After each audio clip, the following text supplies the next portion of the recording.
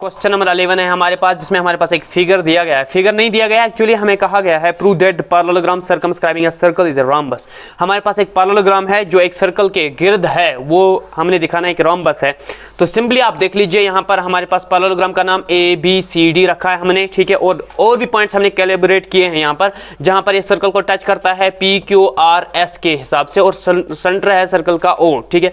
यहाँ पर सबसे पहले आपको पता होना चाहिए, क्वेश्चन खुद ही कहता है कि एक पैरेललोग्राम है। जब ये पैरेललोग्राम है तो इसके अपोजिट साइड जो होंगे वो इक्विवेलेंट पैरेलल होंगे। तो यहां पर मैं लिख सकता हूं AB is equal to DC and AD is equal to BC, ठीक है। इन इक्वेशंस का नाम फर्स्ट एंड सेकंड में रखता हूं। इसके बाद हम आगे जो है प्रोसीड करेंगे। देख लीजिएगा, यहां पर हमारे पास पॉइंट A है, एक एक्सटर्नल पॉइंट है, जिस पर अगर आप देखेंगे तो दो टेंजेंट्स जो है वो चलते हैं इस सर्कल पर, AQ और कहा जाता है थ्योरम 10.2 के रूल से कि यहाँ पर AQ और AP दो टेंजेंट जो एक्सटर्नल पॉइंट से ड्रा किए गए हैं ये बराबर के होंगे, ठीक है। तो यहाँ पर हम इसी पे बात करेंगे। इसी तरह से पॉइंट B है हमारे पास, पॉइंट C है, पॉइंट D है, इस पर भी बात करेंगे। तो यहाँ पर हम लिख सकते हैं फ्रॉम द फिगर क्या है मेरे पास, AQ equals to AP, AQ equals to AP, ठीक है। इसके अलावा BQ equals to BR, BQ equals to BR, BQ equals to BR। इसके अलावा अगर मैं बात करूंगा यहाँ पर C पॉइंट पर, CR जो है ये CS के बराबर, या मैं CS को बराबर रखूंगा CR के, CS बराबर CR के, CS बराबर CR के, क्योंकि ये भी एक एक्सटर्नल पॉइंट है जहां से दो टेंजेंट्स ड्रा करते हैं हम। इसके बाद DS बराबर होगा DP के, DS बराबर होगा DP के, DS बराबर होगा DP के।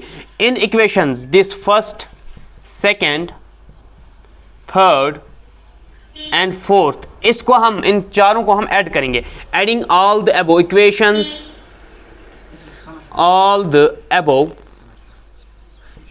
इक्वेशंस, क्या होगा हमारे पास, देखो AQ plus BQ plus CS plus DS equals to AP plus BR plus CR plus DP। यहां पर देख लीजिए AQ plus BQ that's equal to AB plus CS plus DS that's equal to CD is equal to AP plus DP that's equal to AD plus BR plus CR that's equal to BC। इस चीज को आप mark करिए फिलहाल, ठीक है। लेकिन यहां पर ध्यान से आप देख लेना, ABCD AD BC, ठीक है। यहां पर हमारे पास AB जो है वो DC के बराबर है या CD के बराबर है, ठीक है। आई बात समझ। तो मैं यहां पर लिखूंगा यूजिंग इक्वेशन फर्स्ट,